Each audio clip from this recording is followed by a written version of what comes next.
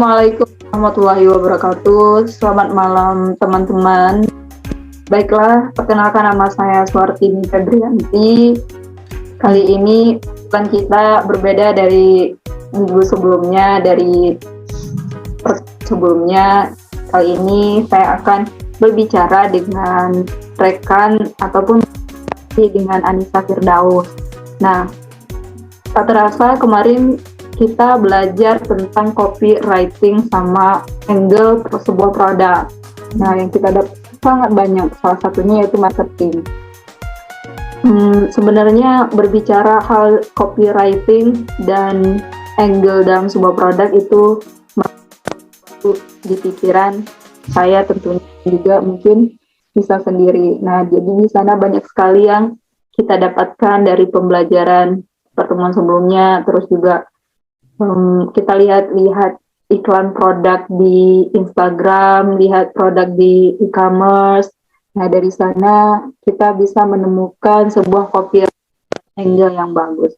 Nah, bisa gimana sih menurut kamu strategi copywriting dan angle dalam produk? Nanti kita bahas dulu yang copywriting.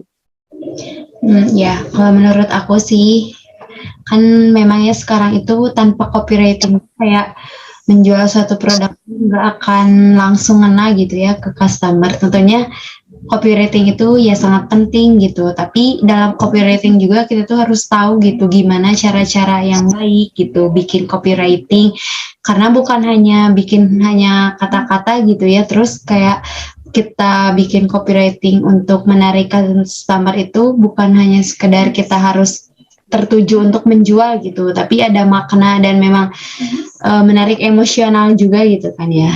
Ya, kayak gitu sih. Kalau menurut kamu copywriting itu penting gak sih gitu? Betul. Kemarin aku kan oleh Nisa. Kemarin juga saya mempelajari copywriting sama angle. Nah, saya melihat adanya korelasi dan hubungan yang saling berkaitan antara satu dengan yang lainnya.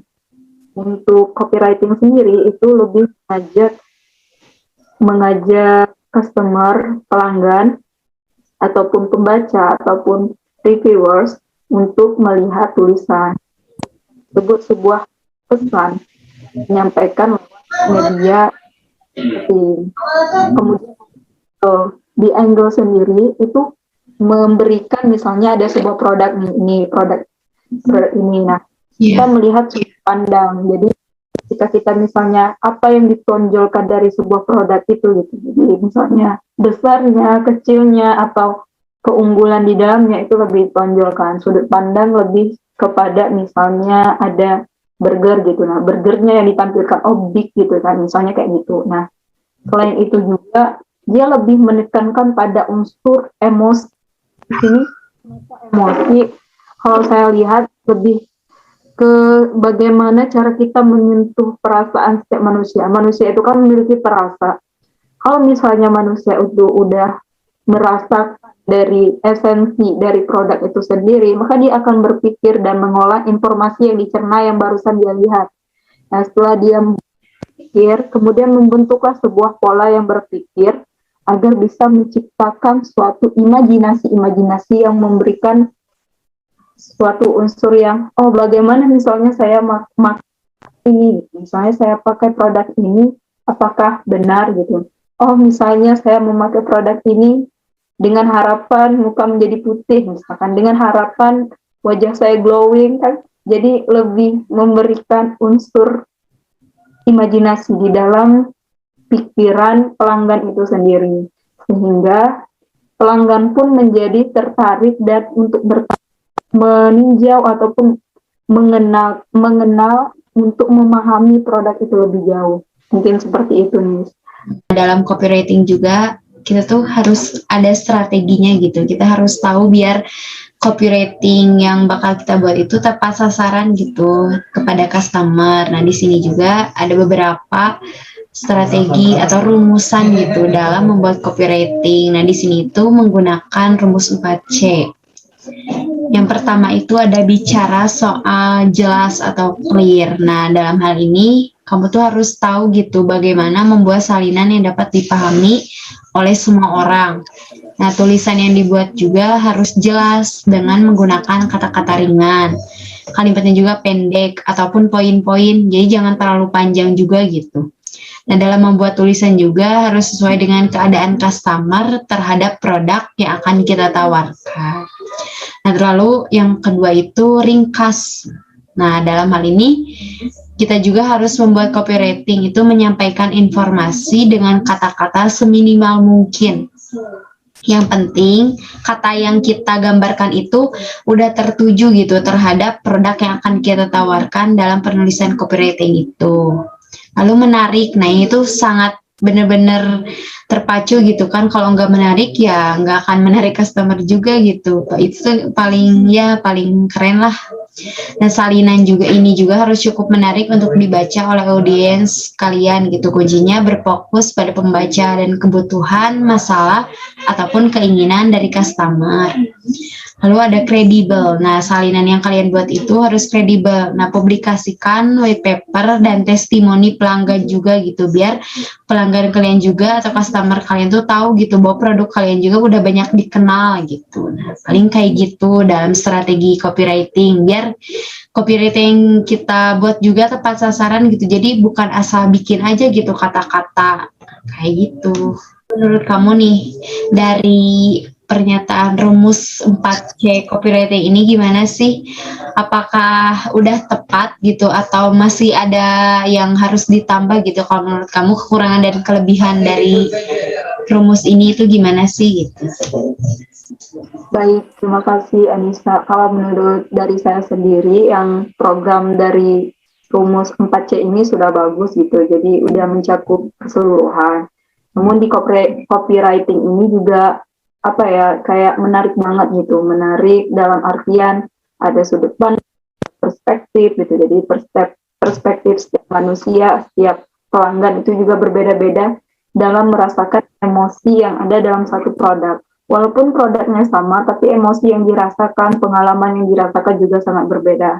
Nah, dari 4 ini, saya melihat ada kesinambungan dari beberapa yang mana memberikan kita suatu arahan agar bisa membuat copywriting yang bagus. Nah, salah satunya yang bisa ditambahkan yaitu kita harus tepat pada target sasaran gitu. Kita punya segmentasi konsumen mana yang mau kita ambil, konsumen mana yang mau kita targetkan agar bisa ke arah dan copywriting kita sampai kepada pelanggan yang kita tuju, seperti itu. Yeah. Nah, selanjutnya kita bakal membahas berbicara sebelumnya tadi tentang copywriting, mari kita langsung membahas ke angle. Jadi angle ini lebih ke dan penekanan emosi, jadi lebih ke produknya gitu. Kita bisa membahas itu. Dan kemudian dari angle ini juga kita bakalan mengenal istilah marketing. Nah, sebelum kita sampai ke marketing, ke pemasaran, mencoba untuk penerapannya. Yuk kita simak. Membahas tentang copywriting, ada baiknya kita memperhatikan angle yang tepat dalam konten marketing yang kita sajikan. Secara sederhana, kita memperhatikan angle itu bagaimana cara kita membuat sebuah produk itu menarik. Maksudnya ini pena, kita contohnya punya pena. Nah, kita bagaimana membuat sebuah hasil fotografi yang bagus. Hasil misalnya video gitu kan, bisa dalam bentuk video ataupun fotografi. Nah, bagaimana pencahayaannya, lighting, kemudian unsur warnanya gitu. Nah, apa yang ditonjolkan gitu, apa yang menarik dari sebuah produk ini, misalnya pena ini misalnya, yang lain. Nah, jadi secara sederhana itu kalau misalnya angle itu sendiri, bagaimana cara kita memposisikan produk itu agar lebih tertata dengan baik, lebih terlihat elegan, ataupun lebih terlihat bisa menyampaikan suatu pesan yang secara tidak langsung, seperti itu. Teman-teman mungkin bisa membaca di mix.co.id tentang menentukan desain cintai ususmu. Nah, dari produk Yakult misalnya. Ini kan produk minuman susu fermentasi. Jadi kalau misalnya susu fermentasi itu ada banyak gitu sebelumnya yang terbaru sekarang. Tapi kenapa Yakult yang melegenda gitu? Kenapa Yakult yang bisa merambah pasar gitu, bisa menyebar ke seluruh. Nah, kita lihat secara singkat bahwa Yakult sendiri itu kan memberikan sensasi yang beda ketika kita minumnya. Kenapa? Karena emosi di dalamnya. Di emosi. Di sini ada tulisan, kita pernah dengar, cintai usus bu, minumnya ku tiap hari. Nah, jadi kita seperti seolah-olah mencintai diri sendiri, mencintai organ tubuh kita. Nah, dengan apa gitu? Dengan minumnya ku setiap hari, seolah-olah gitu kan. Jadi emosi kita itu tercipta gitu. Kenapa sih kita itu penting minum susu fermentasi ini? Nah, mungkin karena ada kandungan-kandungan yang baik untuk tubuh, bakteri yang baik untuk melawan bakteri yang jahat yang ada di usus kita. Jadi, ada emosi yang tercipta sehingga menarik untuk membeli Yakult ini, bisa beli banyak gitu kan. Nah, dan juga ada tulisan manfaat Yakult. Nah, dari konten seperti itu bisa memberikan manfaat yang luar biasa. Nah, tonjolkan itu adalah minumannya yang bagaimana cara kita mencintai diri kita sendiri gitu. Bagaimana cara kita mencintai organ tubuh kita. Nah, itu yang ditonjolkan dari minuman Yakult sendiri. Bukan minumannya, bukan apa, tapi lebih ke emosi. Bagaimana cara mencintai gitu.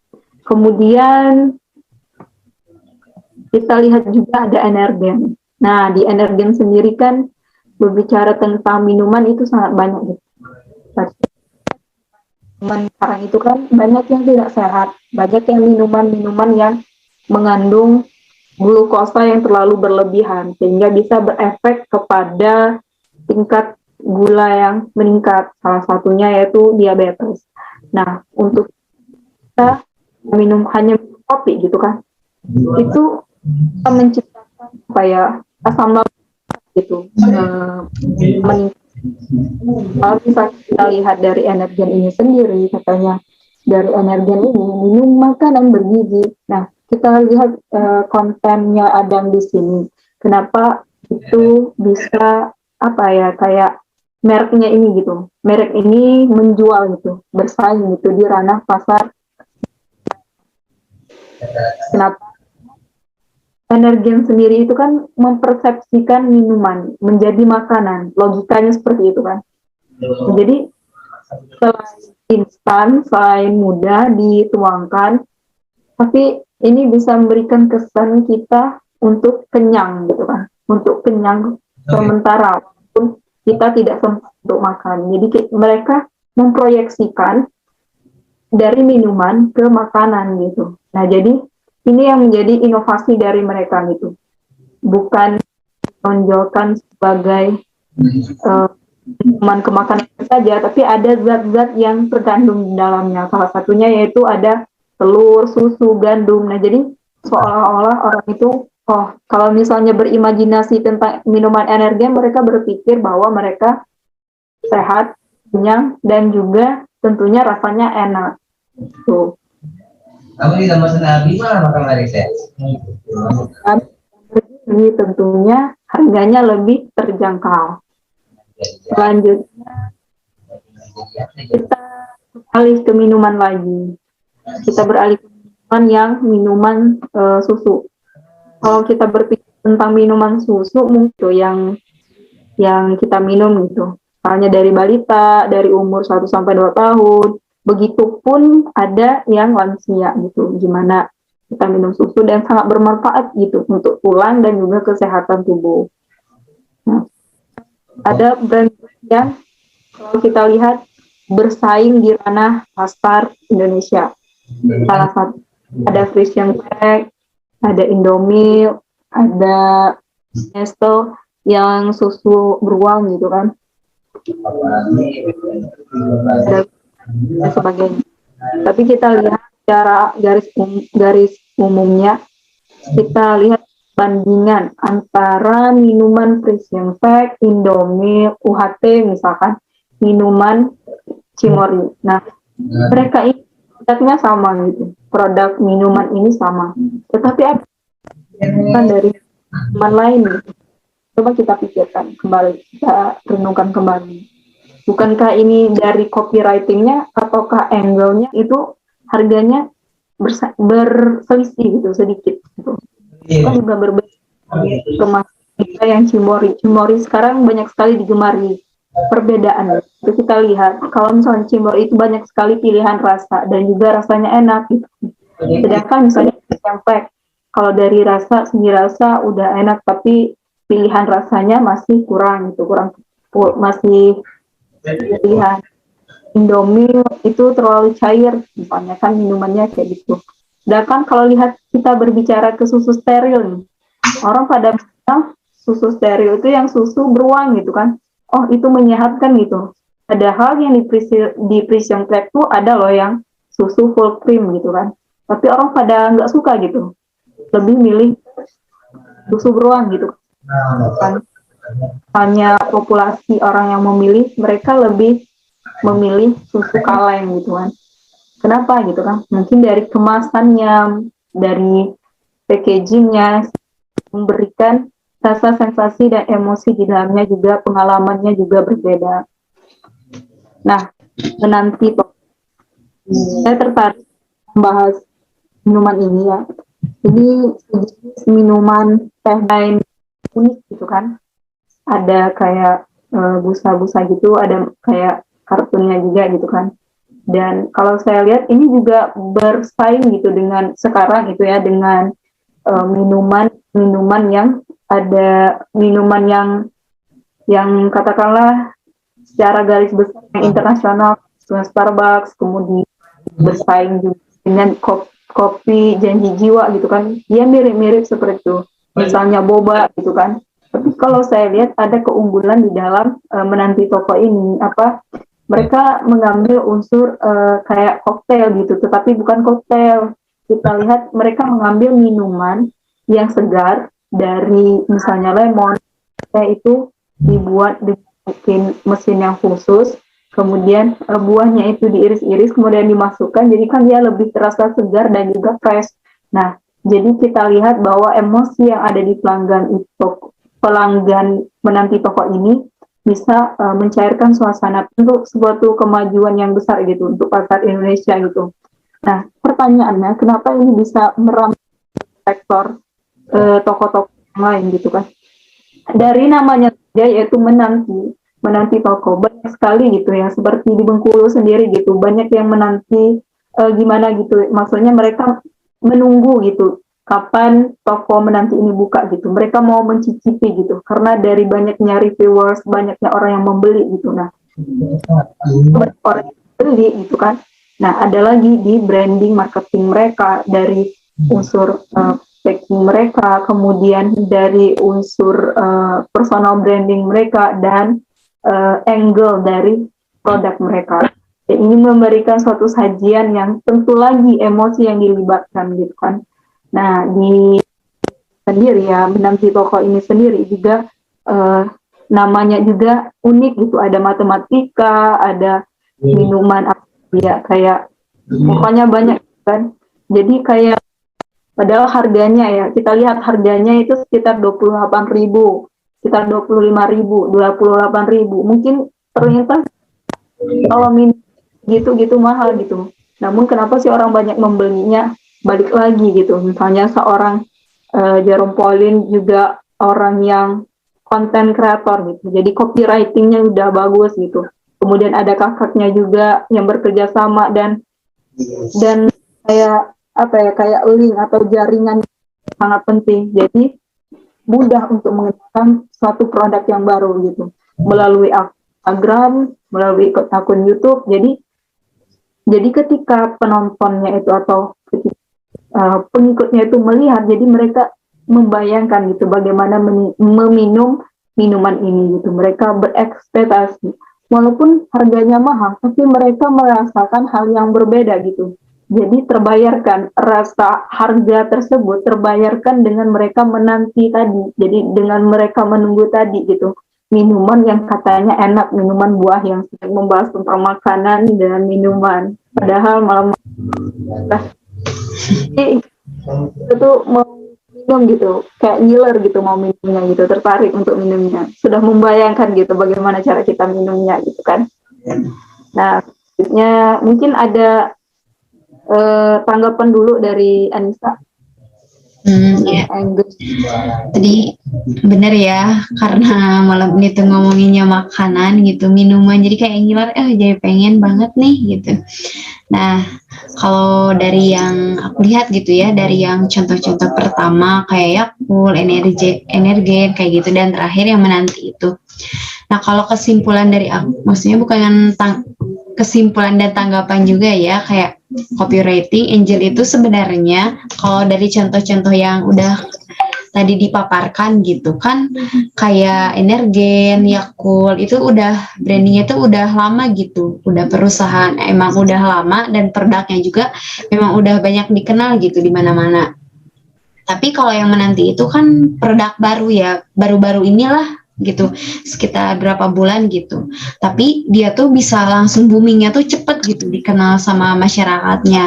Nah, kalau dari hal ini gitu, menurut kamu gitu, sebenarnya tuh copywriting sama angel ini itu seberapa penting gitu dalam membangun branding bisnis gitu, ataukah ada brand lain gitu kalau dibandingkan dengan menanti dan produk lainnya yang Yakult Energen itu, sebenarnya branding yang paling penting itu branding dari produknya gitu atau branding dari diri kita sendiri. Soalnya kayak yang menanti itu kan bukan kalau menurut aku nih ya, yang aku lihat bukan branding dari produknya gitu, walaupun memang namanya menanti gitu bagus gitu ya, angelnya, copywriting dan lainnya gitu bagus, tapi di satu sisi menanti itu produk itu rilis karena emang si Jerome-nya itu udah punya branding dirinya gitu. Nah, kalau menurut kamu itu branding diri atau produknya gitu yang memang paling penting dalam hal ini gitu? Baik, terima kasih nih. Nah, dari sana benar apa yang dikatakan Anissa. Sendiri kan sebuah konten kreator, selain ada di YouTube, di TikTok, di Instagram, dia bisa merambat, dia katakanlah dia bisa menampung gitu sebanyak pengikutnya gitu. Dia bisa membawa pengikut ataupun orang terbaru untuk masuk gitu ke ranahnya, untuk masuk ke wilayahnya gitu kan. Dia juga terkenal dengan matematika, kemampuan dari matematikanya, terus pengetahuannya gitu kan. Nah, dibuatlah sebuah, jadi toko ini sebenarnya iseng gitu dari April Mop gitu kan. Mereka membuat buka toko gitu kan. Jadi mereka iseng-iseng gitu kan. Akhirnya dibuka sebuah toko, dibuatlah branding. Menurut saya sendiri, ya benar adanya gitu, benar adanya kalau misalnya si konten kreator yang Bang Jerome Pauline sendiri berkolaborasi dengan produknya. Nah, lebih ke sebelum itu membranding diri terlebih dahulu. Nah, dari branding yang ada di Bang Jerome tadi, kemudian diimplementasikan ke produk yang mereka punya gitu kan. Diimplementasikan dari nama-nama yang mungkin unik menurut mereka, matematika, menanti gitu kan. Kenapa menanti gitu kan? Mereka menantikan gitu saat itu, ayo buka toko gitu kan. Nah, jadi kan itu sebuah sejarah gitu. Ayo, baik, bosnya juga, ayo bang buka toko, sampai menghubungi via WhatsApp. Dan itu kan kalau kita lihat ya, customer dan juga pengikutnya tertarik gitu. Bahkan sebelum mereka buka toko mereka itu, belum apa-apa gitu, mereka udah tertarik gitu, ayo gitu, mendukung gitu untuk membuka toko tersebut. Jadi kan ada dukungan dan juga ada sokongan yang kuat di sini. Nah, dari branding diri tadi, dari konten-konten tadi, sehingga dibuatlah sebuah toko ini dan dinamakanlah sebuah matematika integral gitu, nama-nama yang unik yang melekat di dalam diri. Oh, ini punyanya Jerome, oh ini punyanya Bang Jahian. Jadi kan orang mikir setidaknya kalau misalnya kita minum ini menyegarkan nggak sih, pinternya itu nular gitu kan. Nah, seperti itu. Jadi antara branding diri dan juga branding produk itu juga sangat penting, bisa dikolaborasikan. Nah, hal inilah bisa yang menentukan gitu kenapa mereka itu cepat banget merambah gitu ke pasar gitu. Oh iya iya. Ya, oh iya ya. Jadi kesimpulannya branding diri sama branding ini ya produknya gitu. Ya sih melengkapi gitu karena branding itu dalam hal apapun gitu ya penting maupun branding diri atau produk gitu. Tapi kan memang ya tujuannya ya, akhir kita tuh memasarkan produk itu gitu. Tapi brandingnya itu bisa kan lewat apa aja dari dirinya dulu atau langsung ke produknya gitu. Yang penting produknya bisa dipasarkan dan diterima oleh customer. Tuh. Ada ya minuman gitu di malam-malam kayak gini, dingin kayak gini.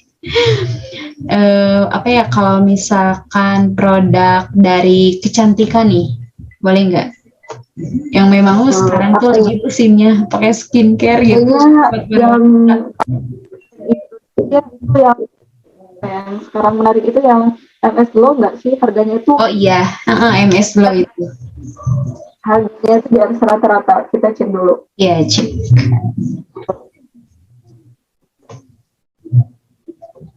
Bener, kemarin ada yang nanya brand yang tahu nggak yang harganya Oh iya, mending kan gitu kan, kayak tertarik banget kenapa sih MS Glow itu mahal gitu kan.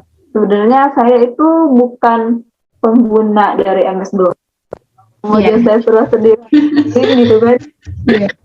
Tapi saya bukan pengguna MS Glow. Nah, tapi yang saya dengar dari teman-teman saya pengguna dari MS Glow ini sendiri, mereka sangat antusias dan tertarik itu untuk terus-terusan memakai produk ini. Nah, jadi kenapa gitu kan? Nah, setelah dilihat kembali gitu, harganya fantastis sekali gitu ya. iya. Benar-benar itu apa ya, kalau kita bilang tonton itu meringis gitu ya, teriak gitu ya. Benar-benar. Tentunya kalau misalnya kita kenal ya, sekarang itu glowing gitu kan. Zaman now gitu dikenal dengan wow, kalau misalnya kita itu bersinar seketika gitu, glowing in the dark misalnya kan.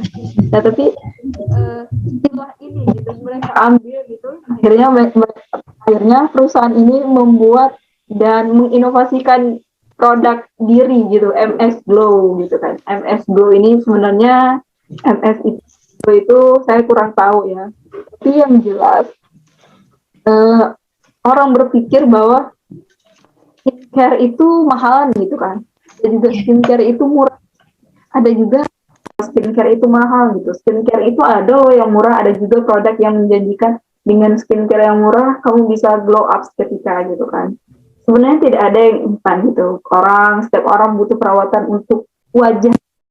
Bayangkan unik istimewa gitu dengan apa ya, perawatan wajah ini aja gitu, mereka untuk terlihat menarik, terlihat cantik, ganteng, gens dan lain sebagainya gitu kan, hanya dengan satu nama yaitu skincare gitu yang kita kenal sekarang. Tapi namun yang saya amati kita perhatikan ya, harganya itu tergolong mahal gitu. Ada sekitar 100.000, 400.000 bahkan satu paket gitu. Ada yang 400.000 dan itu menurut saya harganya untuk kita yang mahasiswa yang ya finansialnya standar gitu, kurang efektif lah, kurang worth it lah ya. Kita milih yang murah seperti Pond's, mungkin Garnier kan yang bisa dijangkau gitu kan, di ya katakanlah skincare Alfamart, Indomaret gitu kan. MS Glow ini sendiri dia udah punya sendiri gitu, punya agennya nih. Kenapa Kelly dan MS Glow itu beda gitu kan. Nah, sebelum kita membanding kenapa MS Glow ini booming banget gitu kan, kalau saya perhatikan dari berbagai literatur yang saya baca, bahwa MS Glow ini produk yang memberikan bahan-bahannya itu yang aman gitu kan, berikan alami untuk wajah, tidak membuat iritasi. Mereka ingin gitu memberikan, karena skincare yang kebanyakan gitu kan, banyak skincare dari luar, contohnya dari Korea, China, dan lain sebagainya kan. Nah, mereka ingin bersaing gitu, menciptakan skincare Indonesia sendiri kan, dari Indonesia sendiri, kenapa tidak? Dan juga mereka peran pasar dan promosinya mereka melibatkan endorse gitu, jadi kan mereka promosinya lewat artis-artis yang banyak sekali menggunakan produk ini gitu. Dari kalau saya lihat selebgram, artis dan sebagainya banyak sekali menggunakan produk MS Glow. Kenapa? Karena mereka ini adanya dengan memakai ini, mereka berpikir bisa langsung glow dan juga langsung glow up seketika gitu. Jadi bersinar seketika di dalam kegelapan ya, seperti itu.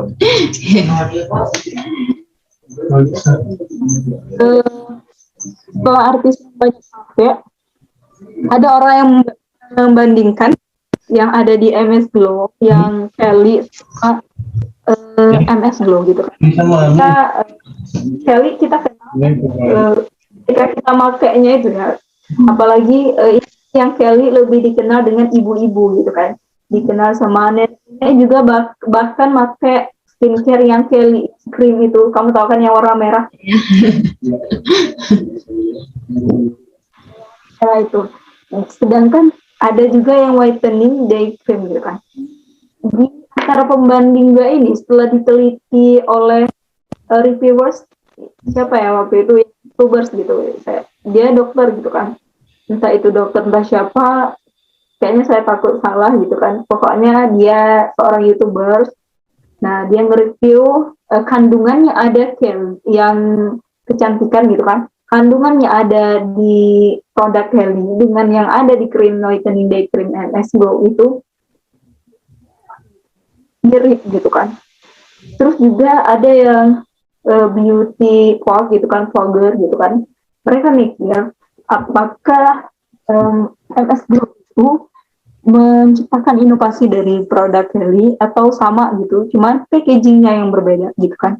Padahal kan dua produk ini sama, hanya berbeda gitu, tapi kesannya berbeda gitu. Balik lagi gitu ke branding, ke merek. Nah kalau yang di produk skincare ini bisa saya katakan 100% bahwa mereka menggunakan teknik persona branding, bukan dari siapapun diri seseorang, tapi mereka merambah pasar, dan pasarnya itu lewat artis selebgram, dan kita tidak tahu siapa kita MS Glow ini kan. Nah ini salah satu mereka memanfaatkan satu branding saja, persona branding produk. Nah gitu, dari namanya saja sudah memberikan kesan yang berbeda gitu kan, Kelly dan MS Glow. Mungkin lebih ngena sih orang berpikir apa sih pakai Kelly segala, tua gitu kan, katanya ada merkuri, padahal tidak ada, aman produknya. Terus juga gengsian juga pakai produk yang murah kan, pengennya yang mahal, pengennya yang mau perawatan lah pokoknya di rumah gitu kan. Nah ini juga salah satunya. Nah yang whitening day cream MS Glow ini kayaknya ya, kalau misalnya menurut saya itu kayak mungkin ada yang berbeda dari packingnya juga, dari namanya juga itu beda, harganya jauh lebih tinggi dibanding yang murah, mungkin hanya 5.000 10.000 tuh udah dapet bedak yang memutihkan wajah, sudah terkenal dari dulu gitu. Nah itu Kelly gitu. Tapi yang gitu kan, setelah reviewers baca gitu kan, dari beauty skin, dari beauty blogger, youtubers, mereka melihat perbedaan yang cukup signifikan. Walaupun kandungannya itu ada kesamaan, tapi perbedaannya ada di Kelly lebih strukturnya lebih padat gitu kan. Sedangkan krim yang ada di MS Glow itu lebih agak cair dan lebih mudah untuk kalau kita untuk di blending, untuk diratakan gitu di muka. Sedangkan Kelly juga butuh kekuatan ekstra untuk menyebar gitu ke seluruh wajah. Mungkin seperti itu dari saya. Gimana menurut selanjutnya, gimana menurut Nisa? MS Glow sama Kelly ya. Nah kalau aku kan belum tahu gitu ya yang Kelly itu kayak gimana gitu, cuma baru tahu tuh yang MS Glow gitu. Nah kalau yang Kelly ini sebenarnya tuh produknya udah ada dari dulu sebelum MS Glow atau emang baru-baru ini gitu? Kalau Yang yang mana? yang Kelly, ya yang Kelly itu Kelly. lebih dulu gitu atau MS Glow gitu produknya?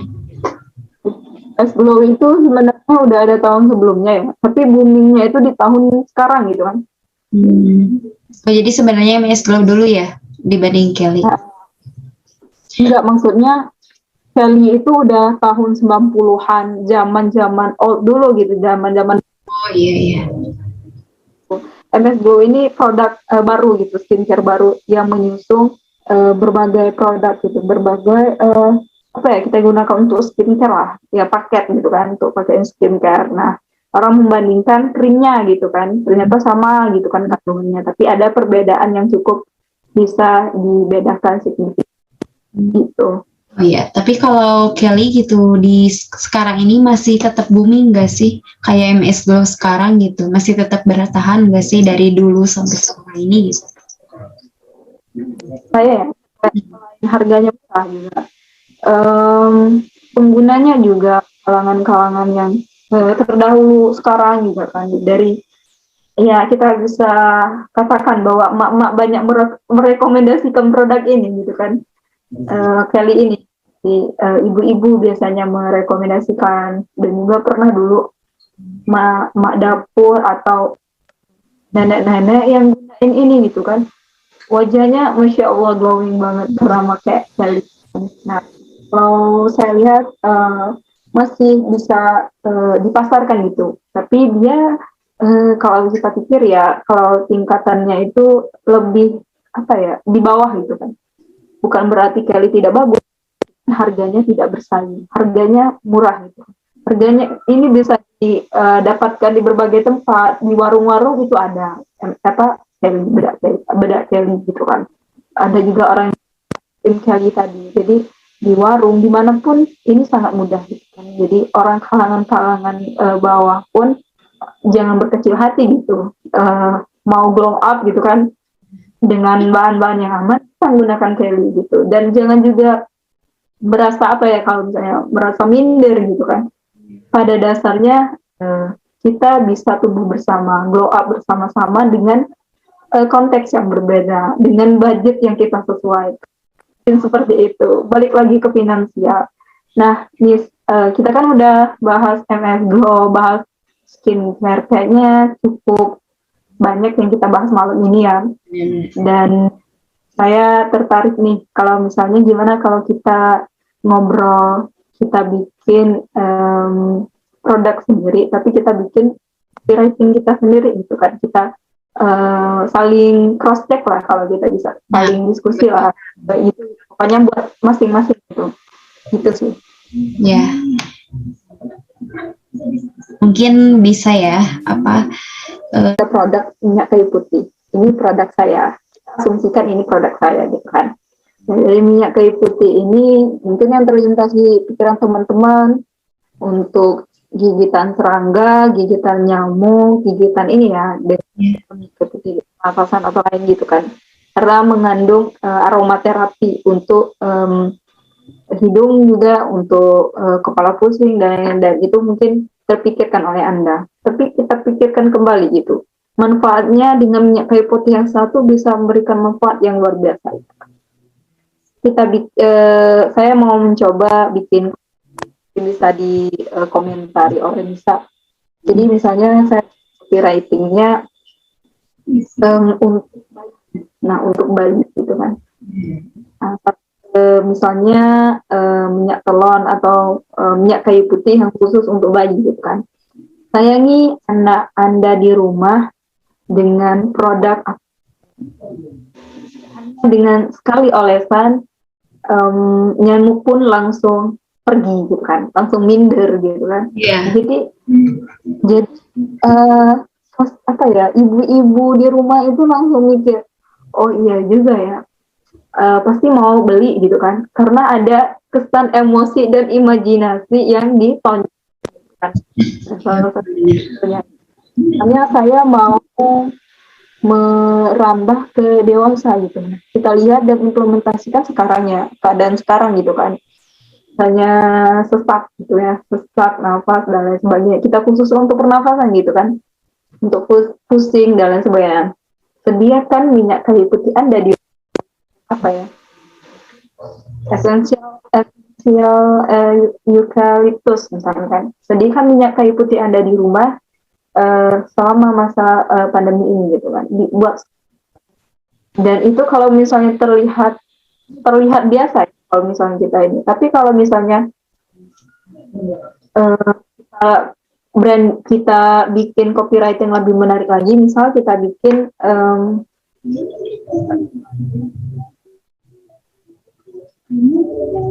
balik mungkin dengan keluarga misalnya, ya Anda sesak gitu kan, sayangi keluarga Anda dengan minyak kayu putih gitu kan, karena pas sesak pusing gitu kan di masa pandemi ini gitu kan. Jadi kan orang-orang tertarik untuk membeli, oh iya, persiapan untuk minyak kayu putih gitu, untuk pernafasan, dan ini bermanfaat juga gitu untuk kesehatan. Jadi orang tuh langsung dengan produk ini aja gitu bisa memberikan manfaat yang luar biasa gitu. Mungkin ada kandungan yang berbeda dalam setiap minyak kayu putih, dan nggak mungkin minyak kayu putih yang sama berbeda. Ada mungkin aromanya yang berbeda, ada kesan yang berbeda, dan pengalaman di otak, di pikiran pelanggan juga berbeda. Kan misalnya banyak ada aroma jeruk, ada aroma lavender, ada aroma green tea, dan itu masing-masing memberikan pengalaman yang berbeda, sensasi yang tentunya berbeda, dan lagi-lagi emosi yang tertuang gitu. Yeah. Lagi ya. Selanjutnya Nisa, mungkin ada tambahan branding copywriting dari Nisa. Oh ya, kan tadi udah ya yang itu, yang kayu putih. Nah, bagus sih, kayak bener-bener memang sih kayak banyak banget gitu ya yang kita harus kupas gitu kan, dari copywriting kayak gimana, sasarannya kayak gimana gitu, biar jelas juga kan bikin copywriting itu kayak gimana. Nah, kalau aku di sini tuh kayak makanan nih. Kan kita tuh kayak anak remaja nih, apalagi ya yang suka makanan pedas, apa sih, seblak. Kayak udah kayak booming, kayak setiap daerah tuh pasti ada gitu makanan ini. Nah, aku bakal contohin copywriting makanan pedas nih ya, kayak misalkan dari kerupuk seblak gitu ya. Kerupuk pedas, enak di mulut, goyang di perut. Nah, bisa kan kayak, oh iya ya, bener gitu, kayak gitu, kayak copywriting itu ngegambarin, oh iya kalau enak gitu kan, kalau kita makan pedas gitu ya, sebelah kayak enak, ya bener enak di mulut, tapi pas ke perut tuh kayak sakit perut ya, ibaratkan bergoyang gitu ya perutnya gitu, kayak ya ada, pokoknya ada sensasi lucu. Nah, iya kayak gitu. Sama musik langsung goyang dangdut. Iya benar, langsung badannya bisa ditambahin apa lagi gitu. Ya bisa kayak dari segi lucunya ada gitu. Pokoknya iya benar tadi ya kan, yang emosionalnya gitu. Nah, emosionalnya itu bisa dari ya kita apa sih, kebahagiaannya, lucunya gitu, bisa apa aja sih. Sebenarnya copywriting itu yang penting tepat sasaran gitu. Jadi ya dengan kita membuat sebaik mungkin gitu. Jadi kan intinya jadi si customer itu mau gitu kan beli produk kita, tapi jangan sampai customer itu cuma baca doang, oh iya udah gitu, tapi nggak ada tujuan akhir gitu, harus beli kayak gitu. Betul, benar. Setuju sih dengan Nisa. Nah, saya mau contohin satu contoh angle. Yeah. Ya, kita tahu di pandemi, kala pandemi ini sekarang, bentar ulang lagi ya. Iya, iya. Terus lanjut. Enggak, pokoknya yang kalau kita bener-benerin jilbab yang kayak gini, yang cut aja. Nah, lanjut ya. Nah, baik, setuju dengan Nisa ya, membahas copywriting nggak bakalan habis gitu kan. Nah, saya mau mencontohkan copywriting dan angle dari misalnya foto wedding. Nah, misalnya kita foto wedding, iya, yang fotografer yang bidangnya. Nah, saya mau mencontohkan misalnya nama studionya itu rumahku atau rumah wedding gitu kan. Oh jadi orang mikir rumah wedding. Mari mari berfoto bersamaku layaknya keluarga. Jadi kan orang tuh layaknya rumah sendiri misalnya kan. Jadi orang tuh berpikir wah bener juga gitu kan. Selain juga angle mereka ambil yaitu seperti rumah, house, kemudian ada dua orang yang menikah gitu kan. Jadi mereka berpikir bahwa mungkin ada jadi kan secara sederhananya mereka mengambil unsur emosional yang tentang keluarga gitu kan, lagi-lagi keluarga emosional lagi gitu kan, seolah-olah mereka tuh nyaman gitu di studio itu, tidak tertekan, maksudnya mereka berfoto itu tidak tertekan gitu kan, seperti rumah sendiri dan anak sendiri, tapi jangan semena-mena dan enggak juga sih seperti itu. Iya. Kalau kita bikin sebuah nama sebuah copywriting tadi, balik lagi ke angle yang kita ambil gitu kan, kita mau kesannya itu apa gitu kan. Jadi studio ini selain kita menganggap seperti rumah sendiri, angle-angle-nya juga bagus loh, nyaman, ada ruang keluarga misalnya. Jadi seolah-olah rumah sendiri gitu, ada tempat masak gitu kan. Jadi orang yang mau menikah, orang mau foto prewed atau udah pas wedding itu mereka udah menyentuh, mereka udah mau saya mau bikin kayak gini gitu ini seperti ini. Jadi kan ada keunggulan tersendiri setiap fotografer, dan saya yakin gitu setiap studio, setiap fotografer, hasil foto yang dihasilkan juga beda-beda, jernihnya, posturnya, konturnya, tonnya, terus juga kecerahan dari hasil foto cetaknya juga berbeda-beda. Nah itu juga salah copywriting, dan juga satu lagi angle. Nah tak lupa juga branding, kemudian membranding, terus bagaimana mengambil emosi pelanggan, menciptakan itu sendiri, menciptakan loyalitas, pengalaman yang beda, pesannya, dan juga hasil yang sangat memuaskan untuk pelanggan. Kemudian balik lagi gitu, bagaimana marketing kita bekerja gitu kan, seperti itu. Nah untuk terakhir gitu, saya mau mencontohkan diri saya sendiri. Misalnya saya ini kan Suartini Febrianti, seorang kreator tentang membagikan ilmu apa aja gitu kan, misalkan. Nah, contohnya saya sendiri membranding diri saya sendiri. Misalnya saya dikenal dengan teman-teman saya sebagai GNR gitu kan, jadi gorengan dan rebusan gitu kan, bos gorengan dan rebusan. Dan ini sangat melekat sekali misalnya di pikiran teman-teman saya gitu kan. Dan mungkin di follower saya, dari pengikut saya memikirkan itu. Jadi kan, oh ini dia CEO of gorengan dan rebusan. Jadi kan mereka sudah terpikirkan bahwa nama saya gitu kan. Juga nama-nama varian dari username Instagram dan lain sebagainya itu terkesan unik, seperti makanan dan lain-lain.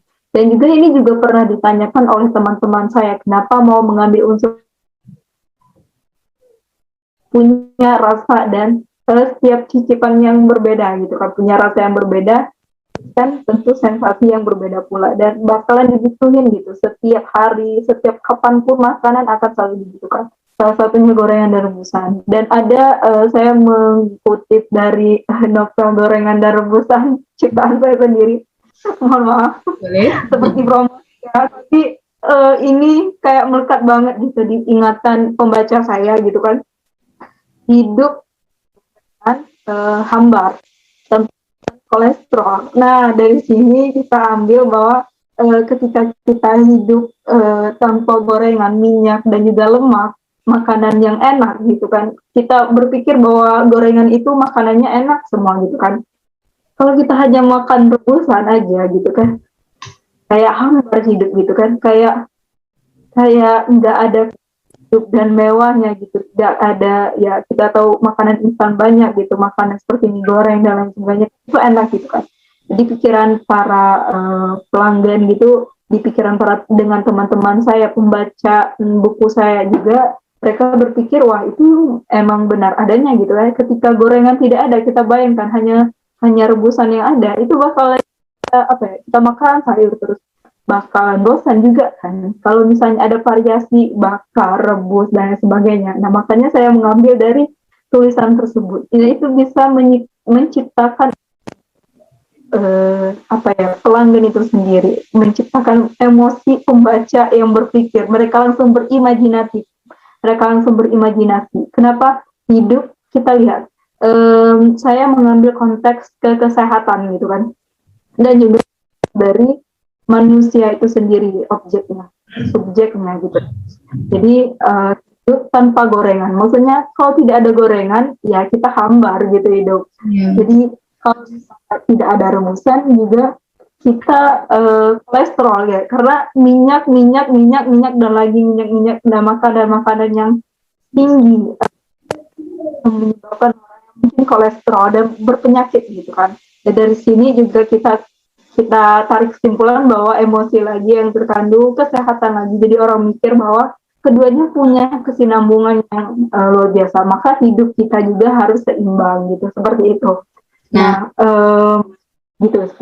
Kemudian tambah ya, misalnya Nisa punya konten kreator tentang bisnis digital gitu kan. Oh, jadi orang langsung mengenal bahwa Anissa Firdaus itu seorang konten kreator yang bisnis digital yang punya kesan tersendiri, misalnya punya pembanding tersendiri dari yang lain, lebih menarik mungkin dari yang lain gitu kan. Misalnya podcast gitu, misalnya saya ceplokin.ilmu biar kamu makin tahu gitu kan. Oh, di sini ternyata di podcast pun tapi dia memberikan secara cuma-cuma, misalnya berikan banyak pengalaman yang berbeda, pengetahuan yang berbeda, apapun dibahas gitu, supaya kamu bisa makin tahu dan wawasannya semakin luas. Itu sih sebenarnya. Gimana dari kayak narik kesimpulannya udah banyak banget gitu ya sebenarnya, copywriting, angle gitu, kayak udah dicontohin juga gitu dari personal brandingnya kayak gimana. Nah, jadi kayak copywriting, angle itu kayak bener-bener lah saling berhubungan gitu ya, kayak tulisan itu, copywriting itu, tulisan itu harus ada emosionalnya, sisi maknanya kayak gimana di angle itu gitu. Nah, terus kayak sebelum ada copywritingnya kita tuh harus membentuk personal brandingnya dulu kan ya, dari personal brandingnya atau branding produknya itu sendiri, sehingga ketika kita bikin copywriting itu akan ngena gitu, dan kita tuh tahu oh iya ini ya asal usulnya kayak gini gitu. Karena kan kalau udah ada brandingnya pasti ya udah gitu, ke yang lainnya juga pasti gampang gitu, ke copywritingnya gitu salah satunya kayak gitu. Ya udah pokoknya keren lah sih kalau bicara soal copywriting sama Angel itu. Wah, pokoknya banyak banget, dan ilmunya tuh kayak harus benar-benar kita dalami gitu, satu persatunya tuh kayak benar-benar harus dikupas secara tuntas kayaknya.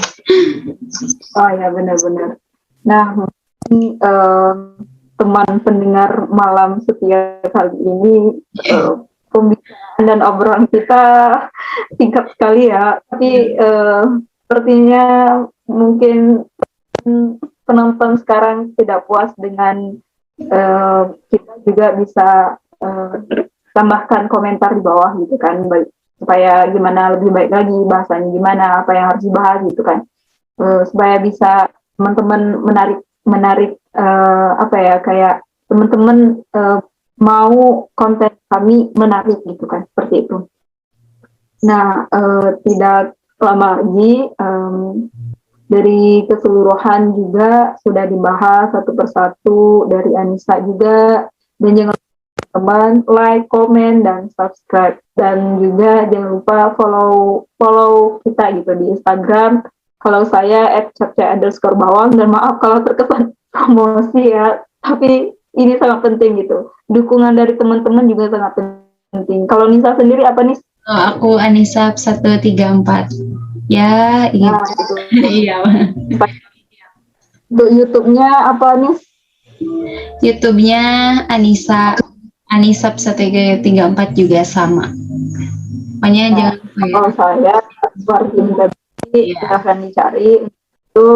Kemudian kalau podcast saya Fin pakai QIN.ilmu. Silahkan kalau misalnya ada telur-telur itu akun saya. Kalau Nisa sendiri podcastnya apa? Podcast yang aku itu ilmuku. Jangan lupa ya, bisa didengarkan nih. Bisa juga. Jangan lupa didengarkan di banner, bisa Spotify. Dan so, teman-teman, kapan lagi bisa mendengarkan suara-suara kami, suara-suara indah dan suara emas, dan tentunya bisa bermanfaat bagi pengetahuan teman-teman. Betul. Ya. Teman malam kali ini cukup sekian ya cerita malam kali ini, bincang-bincang yang asyik dan mungkin terkesan awkward, dan mohon maaf ya teman-teman. Seperti itu. Ditutup aja ya. Terima kasih. Jangan lupa selalu dukung kita agar konten ini bisa lebih maju lagi ke depannya, dan tentunya bisa memberikan kepuasan kepada teman-teman kalian. Seperti itu. Terima kasih. Wassalamualaikum warahmatullahi wabarakatuh. Selamat malam dan sampai jumpa. Dadah.